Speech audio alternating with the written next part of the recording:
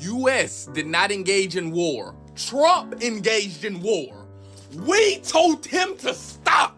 We told him to sit his rabbit ass down. We still trying to deal with what he did in them damn files. And he over here starting war. Sit your ass down. Oh my God, that was hilarious, even though, of course, we don't agree with half of that sentiment there. But that right there, that energy, that is the internet right now, because, you know, the moment things start getting real, the moment geopolitics enters the conversation, suddenly people start realizing something. The world is not Twitter. It is not TikTok. It is not. And the people running some of these countries we're talking about, they're not exactly interested in debate panels and hashtags, which is why this next clip blew up online. Because a conversation on The View turned into one of the most uncomfortable moments of this week. Did Whoopi Goldberg just say on The View that being black in America today is worse than living in Iran? Today? Has she lost her mind? Like, is Whoopi not well? Like, Whoopi, like, why would you even say something so stupid like that? What's going on with you? Black in America today is nothing like what it was in the past. Yes, in the past in America, it was fucked up to be black. But right now, today, it's pretty goddamn good. Gotta be honest with you. Whoopi was on The View making it seem like black people are currently going through slavery, like, right now. Like, what the fuck is she talking about? Whoopi, you are a rich black woman in America who has achieved the American dream. The only problem that you have in the morning is deciding which part of my giant mansion staircase do I want to walk down this time. The left or the right? Oh, I haven't walked down the left in a while. I think I'll walk down the left this time. You and everyone up there on The View is so far removed from the struggle, it's laughable. Like, you have no idea what regular, everyday people have to go through in this country right now. Whoopi, what you should do is just come out and just tell the truth and just be honest. Say, look, I am so far removed from society. Me and the rest of these hens up here talking, we have no idea what the fuck the regular person is dealing with in society today. We're rich as hell. We live in a giant mansion. Like, we are so far removed from y'all. We don't know what y'all go through, and that's really the bottom line. Stone Cold said so. You know. Now listen, this is what things start getting weird, right? Because when someone says living in America today is basically the same as living under the regime like Iran, people start looking at you like, what? Are you serious right now? Like, what? Let's slow this down for a second. You know, in Iran, no free speech, protests, and you might disappear. Women can be beaten for showing hair, and LGBTQ people can literally be executed. Meanwhile, in America, you can literally say that America is terrible on national television, getting paid millions of dollars to do it. And that alone should probably tell us something.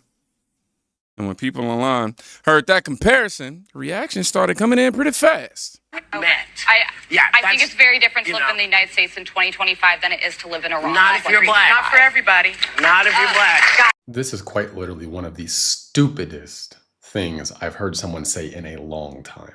And I'll get into why it's stupid here in a second. But a problem that we have in the United States is many people that look like me want to play or want to compete aggressively in the victim Olympics. Well, no one's a bigger victim than we are. We're the biggest victim out there. And they're so focused on playing the victim Olympics that they will say something as ignorant as she just said. Being black and living in America is far and away better than living in Iran.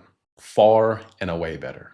What Whoopi Goldberg just said is a flat out lie. And it's dangerous because it perpetuates this victim mentality where it's not necessary. So I'm going to break down some of the differences between the United States and Iran, and I'll let you make the decision on if you think what Whoopi said is correct or not. Let's start with freedom of speech. In the United States, you can criticize the government, you can post memes about the leadership, you can essentially say whatever you want to say. In Iran, criticizing the supreme leader can get you jailed, tortured, or killed. In the United States, we have free open internet. You can access Instagram, YouTube, X, TikTok, whatever. In Iran, these platforms are heavily censored and or blocked. In the US, you can date whoever you want. You can be in public with someone of the opposite sex. In Iran, unmarried couples can get arrested for being alone together or holding hands. In the United States, you can essentially wear what you want. In Iran, women are required to wear hijabs and what they consider modest clothing. Men can't wear shorts in many public spaces either. In the United States, you can come out as gay. You can be gay and live a happy life. In Iran, being gay is punishable by flogging, prison, or execution. How about religious freedom? You can be Christian, Muslim, Jew, whatever you want to be in the United States. In Iran, you must follow Shia Islam. Converting from Islam to Christianity or preaching Christianity is a crime. Now, let's talk about protest. In the US, you can protest. As we see, the left loves protesting. They're here for it. That is their thing. You can essentially protest whatever you want. You know how Iranian security handles protest? With live bullets. Yes, live bullets. All those little no king protests that were going on a couple days ago, none of that. Bow, bow, bow, bow, bow. They're having none of that. You don't believe me? Go research the Women Life Freedom Protest. I think it was 2022. And we're not even talking about the economy. In the US, any citizen of any color can start a business or gender. In Iran, you may need connections or possibly regime approval. And if your content insults Islam or if it promotes Western values, your business can be taken from you. Bye. On top of that, the nominal GDP, right, gross domestic product in Iran is about 434 billion. The GDP in Florida alone, just Florida, is $1.7 trillion. The economic opportunity is unmatched here in the United States. Being Black and living in the United States is nothing like living in Iran. And to say so is ignorant and disrespectful. Definitely. Now, the reason this conversation exploded is because people are starting to see the hypocrisy. Because the same folks who constantly tell you America is the worst place on earth somehow never move. They never leave. Ever. Like they never renounce their citizenship. Matter of fact, they build entire careers criticizing the country that gave them the freedom to criticize it. That's a pretty sweet deal if you think about it.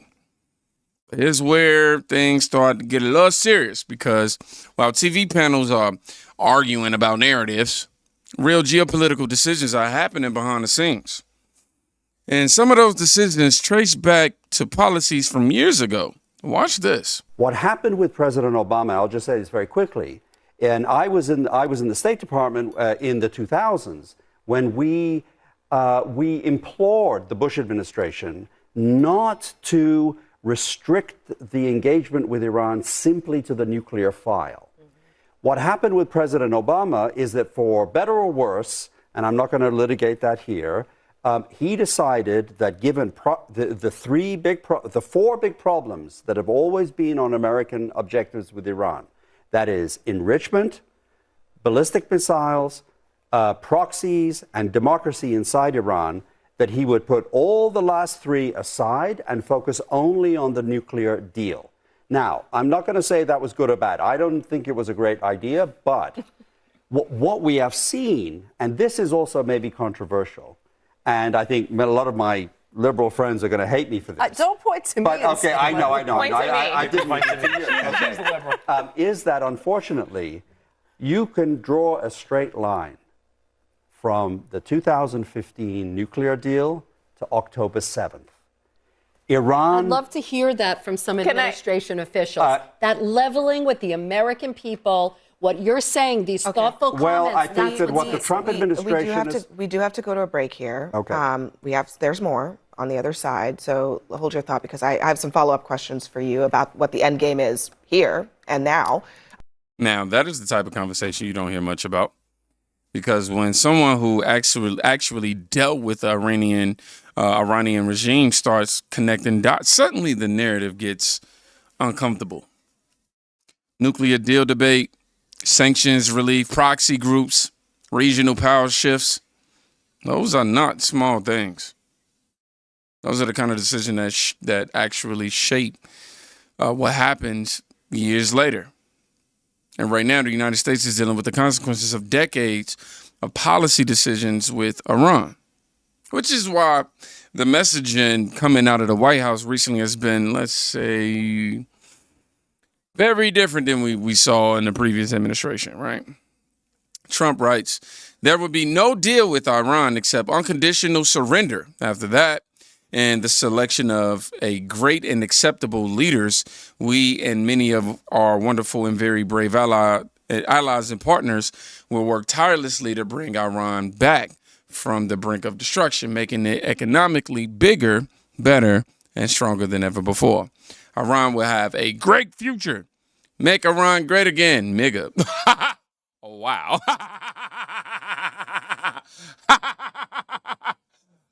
The viewers going to have a field day with that one. He says, "Mega." I told y'all he's racist. Thank you for your attention to this matter. President Donald John Quavius Trump. All right, now. The John Quavius I got from keeping that. Y'all know. But anywho, now whether you agree with the stance or not, one thing you cannot say is that it's unclear. Unconditional surrender. That's about as subtle as a brick through a window. I'm just saying. But that kind of direct messaging is exactly why the political reaction in Washington has been so intense, because the moment a leader starts drawing hard lines, the political class splits immediately. And that's exactly what we saw in Congress. Caroline Levitt, she posted this just 3 years ago. A resolution condemning the terrorist Iranian regime passed the House by a vote of 420 to 1.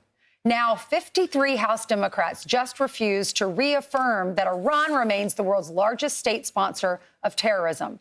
Trump derangement syndrome is melting their brains. That Caroline Levitt, TDS. she posted this. Yeah, see, this is where the conversation really gets interesting, because when Congress can't even agree on something as simple as identifying the world's leading sponsor of terrorism, people start asking questions, not crazy questions, just basic ones like, what exactly are we disagreeing about here?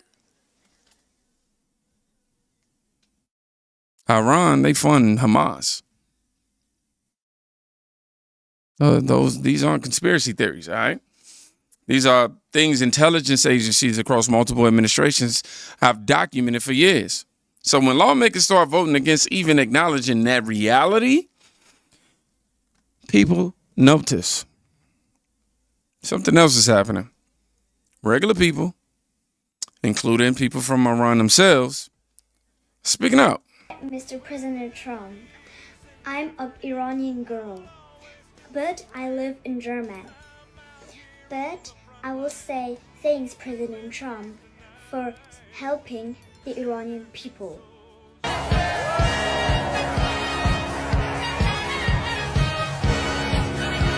Hi, Mr. President.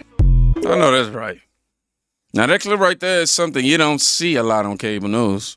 A young Iranian girl thanking the United States, thanking leadership here for standing up to a regime that millions of Iranians themselves have protested against for decades.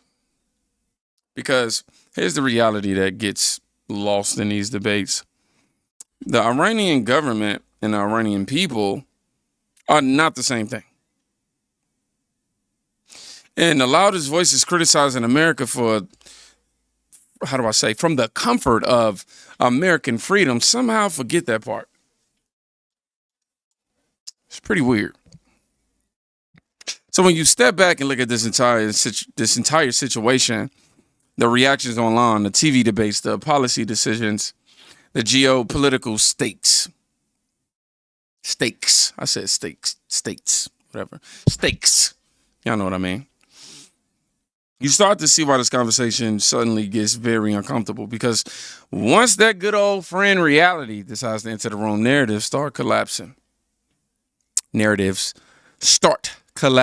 My voice is obviously going hoarse right now. And the internet is watching it happen in real time, I'll tell you that. So let me ask you something.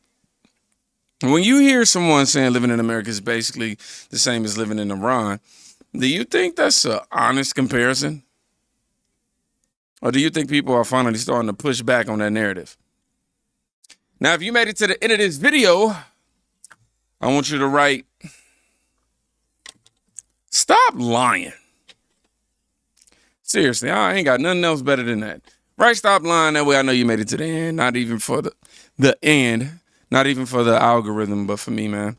Let me go get me some tea and some sleep. Y'all be safe. Go check on somebody today. You can quite literally be saving their life. Peace.